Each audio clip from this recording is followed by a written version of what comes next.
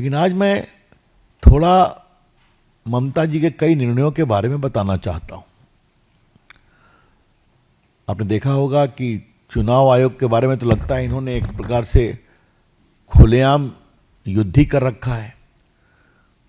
कल जब वो धरने पर थी तो देखा कि उनके एक एमपी हैं, क्या नाम लिया जाए उनका, उन्होंने कहा कि चीफ इलेक्शन कमिश्नर जिस तरह से उंगली दिखा रहे थे, अगर वो चीफ इलेक्शन कमिश्नर नहीं होते उनकी मैं उंगली काट लेता।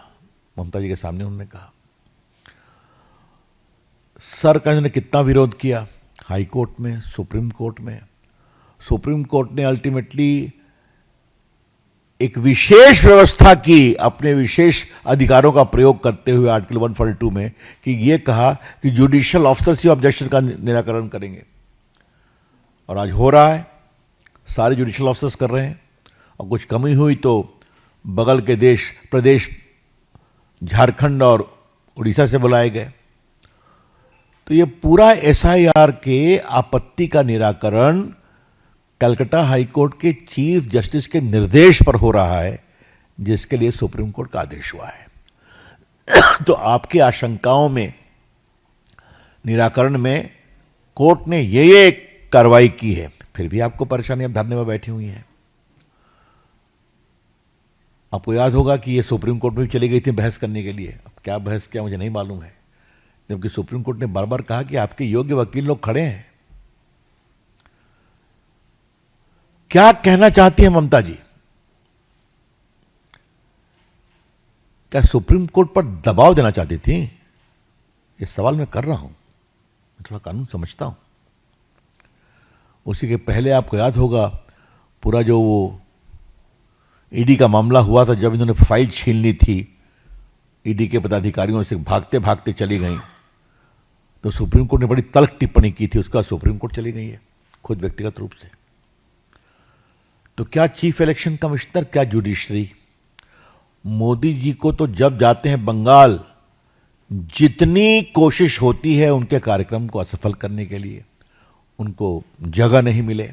प्रधानमंत्री के बारे में बता रहा हूं, संघ वगैरह का तो कार्यक्रम होता है तो शायद कोर्ट से उनको परमिशन लेना पड़ता है, तब उनको जगह मिलती है।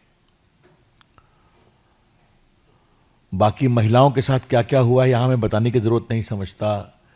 चाहे वो मटुआ महिलाएं हों, चाहे वो मेडिकल की स्टूडेंट्स हों, तृणमूल के गुंडे जो भी अत्याचार करते हैं वहां की पुलिस खड़ी रहती है और ममता जी उनको संरक्षण देती है।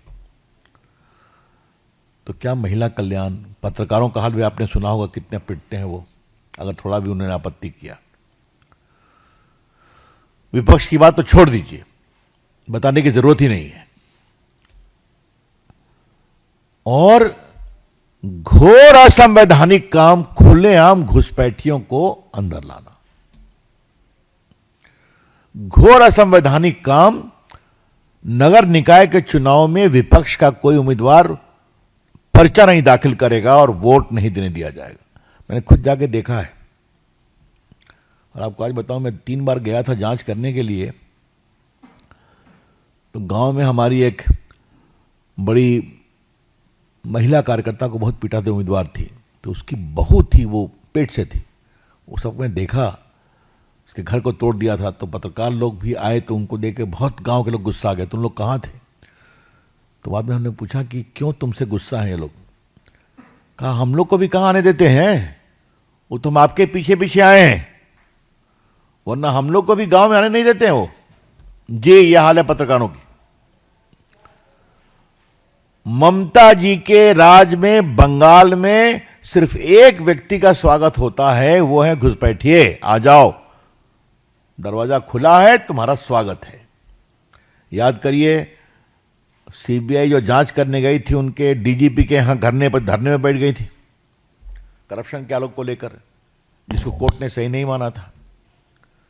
तो क्या जुडिशरी, क्या प्रधानमंत्री, क्या चीफ इलेक्शन कमिश्नर, क्या इलेक्शन कमीशन, क्या विपक्ष, क्या मीडिया, सब पर ममता जी की सरकार और ममता जी के निर्देश पर विरोध नहीं अत्याचार होता है। और इस संविधान की बात लोग करते हैं।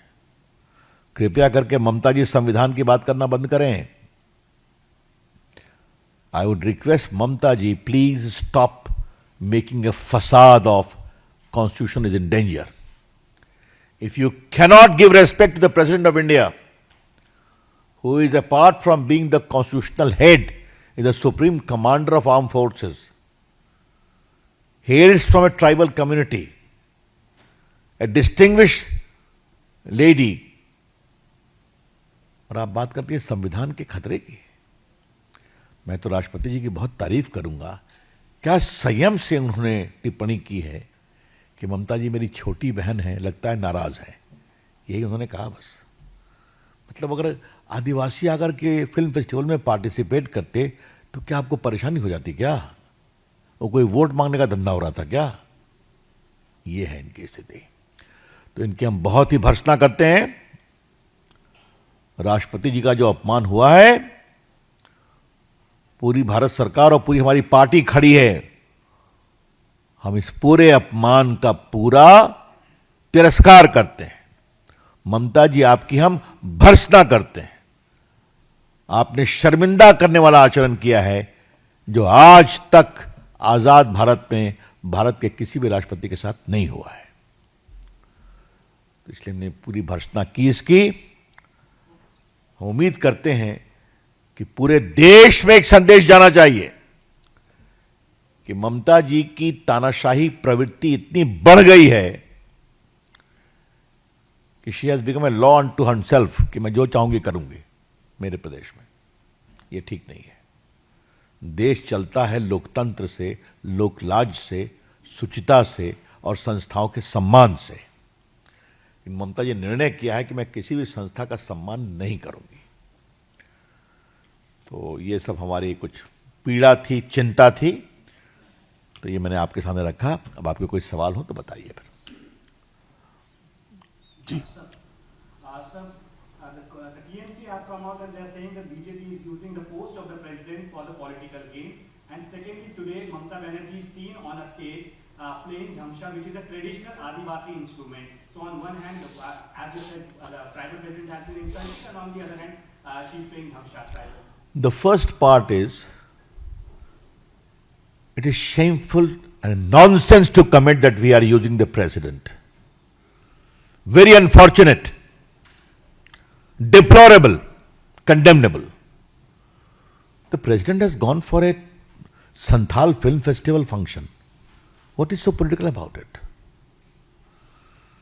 And what instrument she is playing, I can only say guilt consciousness. हाँ, उनको समझ में आ रहा है कि आदिवासी नाराज हो गए हमसे, निश्चित नाराज होंगे। उनके फिल्म फेस्टिवल में संथाल समूह के लोगों को आपने आने नहीं दिया, राष्ट्रपति को आपने बोलने नहीं दिया, अपमानित किया, तो ये दिखावा करना बंद करिए। और किसी का? सर, इसके अलावा सवाल है। हाँ, और कोई सवाल तो नहीं? बोलिए क्या? सर, बिहार में आरजेडी जो है वो बीजेपी को पर आरोप लगा रही है कि नीतीश कुमार राज्यसभा गए नहीं हैं, उनको बीजेपी ने बहा दिया है। वही ये भी कहते हैं कि नीतीश कुमार पहले आरजेडी को घेरते थे अपने परिवारवाद को लेकर, अब नीतीश कुमार को घेरेंगे। आरजेडी का सफाया कर दिया बिहार की जनता ने, तो क्यों गंभीरता से मैं नोटिस लूं? बोलने दीजिए। ये इरिटेशन में बोला हुआ एक प्रतिक्रिया है। बाकी नीतीश जी आ रहे हैं दिल्ली में, उनका बहुत स्वागत है। उन्हें स्वयं चीज़ों को स्पष्ट कर दिया है और उनके पोस्ट, उनकी ट्वीट, उनकी नेताओं की बैठक में उनके कमेंट, तो हम सभी नीतीश जी का बहुत सम्मान करते हैं। नीतीश जी ने बहुत बड़ा अपने आप में रचनात्मक स्टैंड उठाया है और इतनी हल्की बात नहीं होनी चाहिए।